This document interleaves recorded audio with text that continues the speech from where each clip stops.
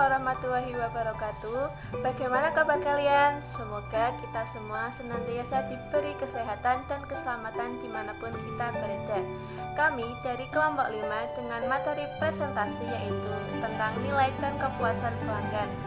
Sebelum lanjut ke pembahasan tentang materi ini, perkenalkan terlebih dahulu anggota kelompok kami.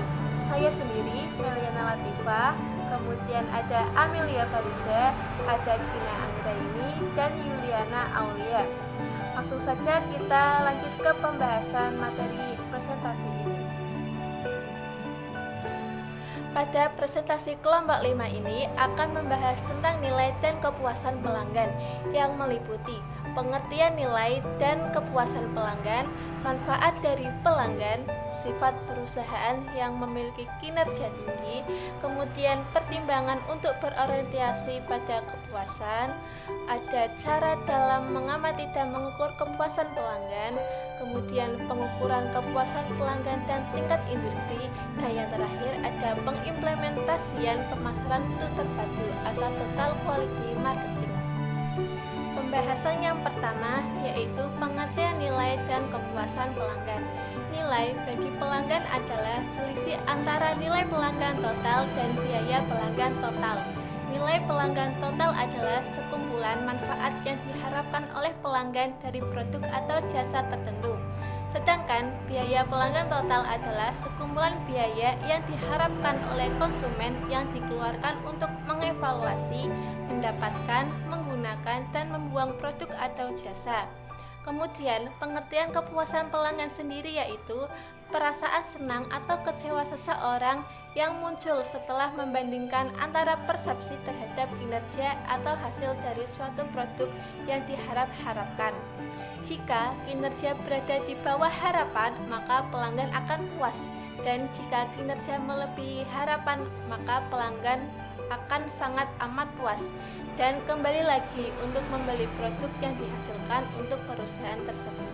Materi yang selanjutnya yaitu tentang manfaat nilai pelanggan. Menurut Kotler dan Armstrong, terdapat 4 manfaat yang diperoleh dalam menciptakan nilai pelanggan, yaitu yang pertama, menciptakan kesetiaan dan retensi pelanggan, yang kedua, menumbuhkan pangsa pasar, yang ketiga, membantu ekuitas pelanggan, dan yang terakhir yaitu membangun hubungan yang benar dengan pelanggan yang tepat. Sifat perusahaan yang memiliki kinerja tinggi. Sebagai titik awal untuk mencapai tingkat kinerja yang tinggi, perusahaan harus mendefinisikan siapa pihak yang berkepentingan dan apa kebutuhan mereka. Suatu perusahaan berusaha untuk memenuhi harapan minimum dari setiap kelompok pemercaya. Pada saat bersamaan, perusahaan dapat berusaha untuk memberikan tingkat kepuasan di atas tingkat minimum untuk pemercaya berlainan. Contoh, perusahaan berusaha menyenangkan pelanggan, bersikap baik kepada karyawan, dan memberikan tingkat kepuasan minimum kepada pemasok. Perusahaan yang cerdas akan menciptakan tingkat kepuasan karyawan yang tinggi, sehingga mendorong karyawan untuk bekerja keras. Hasilnya adalah kualitas produk dan pelayanan yang tinggi, yang pada akhirnya menciptakan kepuasan pelanggan yang tinggi. Selanjutnya, pertimbangan untuk berorientasi pada kepuasan. Perusahaan dapat meningkatkan kepuasan pelanggan dengan cara menurunkan harga atau meningkatkan pelayanan. Namun akibatnya laba perusahaan bisa saja menurun. Perusahaan mungkin dapat meningkatkan kepuasan pelanggan dengan cara lain, misalnya memperbaiki produksinya atau menanam modal lebih banyak pada aspek penelitian dan pengembangan. Banyak orang yang mempunyai kepentingan dalam perusahaan, khususnya dana, termasuk karyawan, penyalur, pemasok, dan pemegang saham untuk menerapkan kepuasan pelanggan. Cara mengamati dan mengukur kepuasan pelanggan. Yang pertama, sistem keluhan dan saran. Organisasi yang berwawasan pelanggan akan membuat mudah pelanggannya memberikan keluhan dan saran. Alur informasi ini memberikan banyak gagasan baik dan perusahaan dapat bergerak lebih cepat untuk menyelesaikan masalah. Pelanggan cenderung mengurangi pembelian atau mengganti pemasok daripada mengajukan keluhan. Namun, sistem ini tidak dapat menggambarkan secara lengkap kepuasan dan kekecewaan pelanggan, sehingga perusahaan tidak dapat mengajukan tingkat keluhan ini sebagai ukuran kepuasan pelanggan. Dan yang kedua, survei kepuasan pelanggan. Perusahaan yang responsif mengukur kepuasan pelanggannya dapat mengadakan survei berkala dengan mengirimkan daftar pertanyaan untuk mengetahui perasaan mereka terhadap berbagai aspek kinerja dan juga menanyakan pendapat mereka terhadap kinerja saingannya. Baik, yang selanjutnya adalah kepuasan pelanggan pada tingkat industri. Suatu industri yang memproduksi produk homogen namun memasarkan produknya pada pasar heterogen akan mengalami kecenderungan kepuasan pelanggan yang rendah. Hal ini sudah pasti terjadi nggih, karena seolah pelanggan tidak mengharapkan produk homogen tersebut.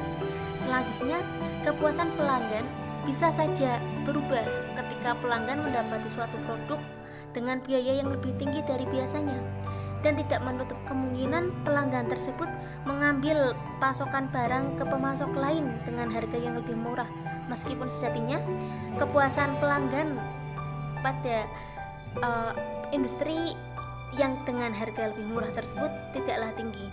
Lalu yang selanjutnya, tolak ukur kepuasan pelanggan dapat dilihat ketika pelanggan melakukan repeat order atau belanja ulang atas suatu produk pada industri terkait.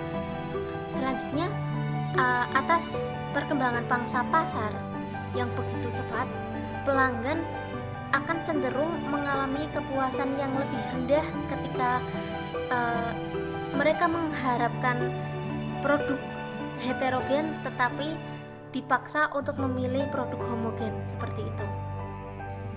Baik, yang selanjutnya adalah implikasi total quality marketing.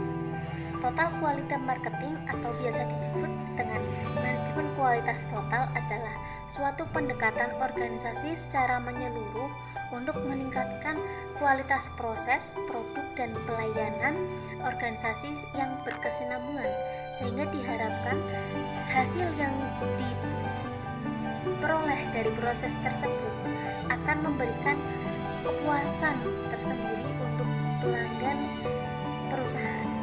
Selanjutnya, bagaimana sih implikasi total quality marketing ini?